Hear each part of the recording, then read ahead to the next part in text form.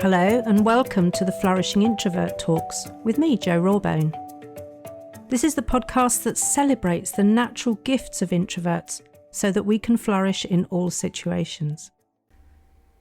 Episode 222, How to Bite Back. Given that my last two episodes have been about kindness, you may think that this is an unusual topic to follow on with. But let me explain why it's actually not that unusual. Being kind to others does not mean that they can use us as a doormat. And it's time to recognise that sometimes the kindest thing we can do for us is assert ourselves. I'll say a little more about assertiveness later on. But for now, this episode is for all of you people pleasers who apologise for things that you're not even responsible for and who are wanting to stand up for yourself and maybe be a bit feistier. This is the episode I wished I'd had access to when I was being ridiculed and humiliated by colleagues, but told it was just banter and that I should be able to take a joke. This is the episode I wished I'd had access to when some drunken scrote decided that it was okay to tell me that I had a face like a welder's bench. This is the episode I wish I'd had access to when Colin, a former colleague, walked alongside me and said, "Walking behind you is like watching two boys fighting in a sack." Well, now I have this episode and I gift it to you so you can come back to it whenever you face unjust comments, unwarranted attention and inappropriate behaviour. Why this title though? Doesn't it sound a little bit aggressive? If you listen to the episode on kindness to others, you may remember me sharing about the evolution of cooperation, the work done by Robert Axelrod. Here's a brief reminder which will explain today's title, I think. Axelrod said it's always more helpful to start nice, be provocable, so bite back if we're bitten, and then be forgiving. We have to let people know where our boundaries are when they've gone too far, and what's not acceptable. I'll share my favourite Tony Gaskins quote again. I never tire of sharing this. Gaskins said, "You teach people how to treat you by what you stop, what you allow, and what you reinforce." So we need to be provocable and bite back appropriately. And I want you to notice that I'm saying bite back rather than being the first one to show your teeth.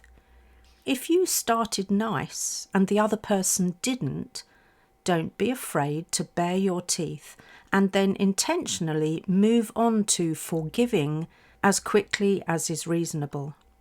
And if you remember the kindness episodes, you might be thinking, hang on, how does this fit with the Batari box model?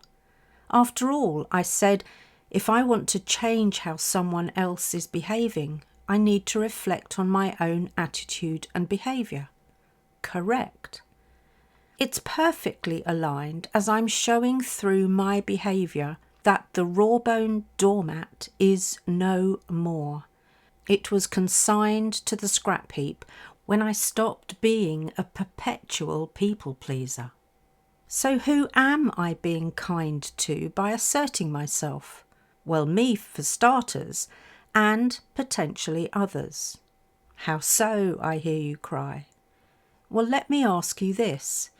Is it kind to leave others in the dark about our intentions, our boundaries, or our feelings? I think not. Just about every course I run, whatever the client, or topic, or continent, come to that, poor communications will be given as part of the reason behind most of the problems people face. So here's the tricky bit. So many introverts say they hate talking to people and could no more make a phone call than fly to Mars. I'd not have had a successful business for the last 30 years if I'd have succumbed to that way of thinking.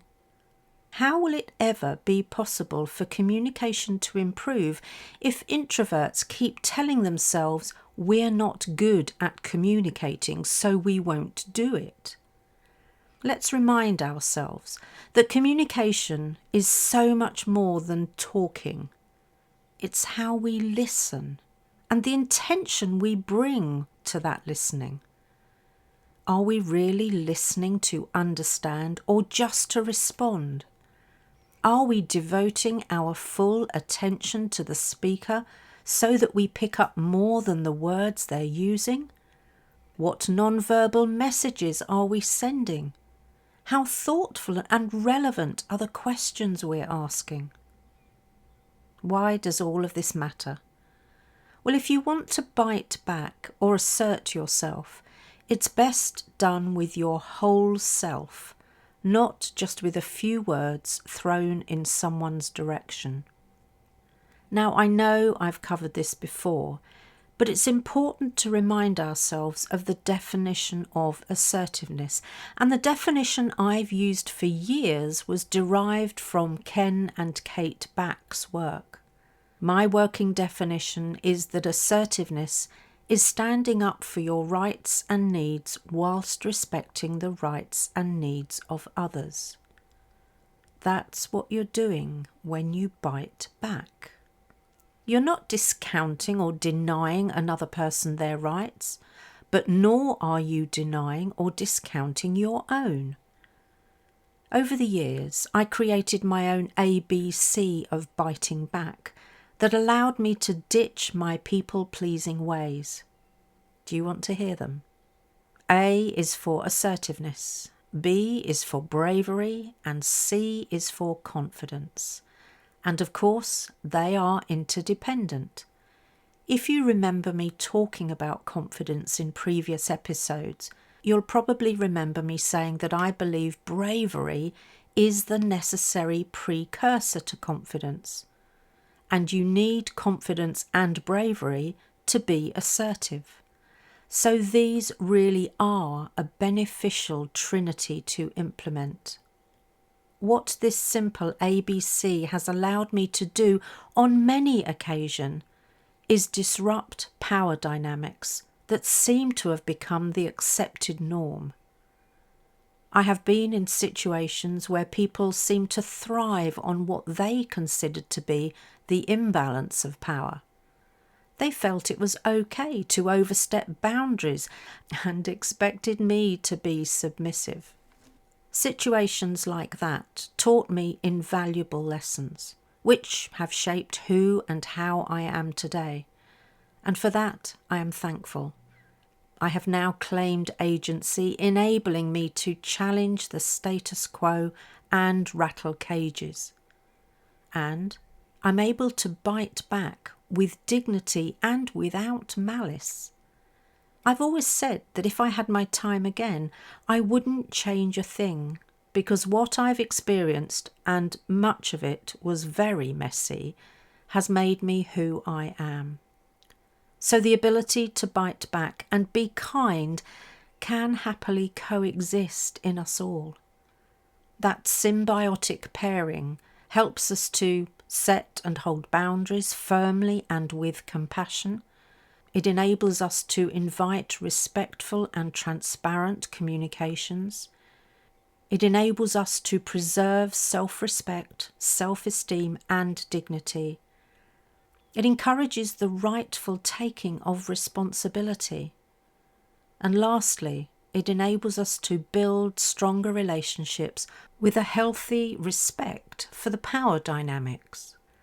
If you recognise that you need more of any of these, take a leaf out of my book and learn your ABCs.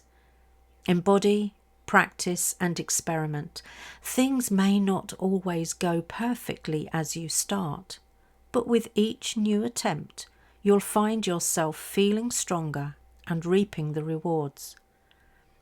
As I conclude this episode, I want to leave you with this thought. While biting back and kindness may appear contradictory on the surface, they can actually be complementary strategies for navigating conflicts and fostering positive relationships. By embracing authentic assertiveness, being braver and taking confident action, you'll be better placed to hold your boundaries, promote mutual respect, and create new opportunities. And none of it with malice, aggression, or spite. So are you ready to learn and implement these ABCs? ABC. It's easy as 1, 2, 3, and you'll soon get the hang of it. If you enjoyed this episode as much as I did, then please subscribe, rate us and leave a comment, because we know that helps other people find the podcast. And if other people find us, other introverts can flourish. You are listening to an Intentional Media Production podcast.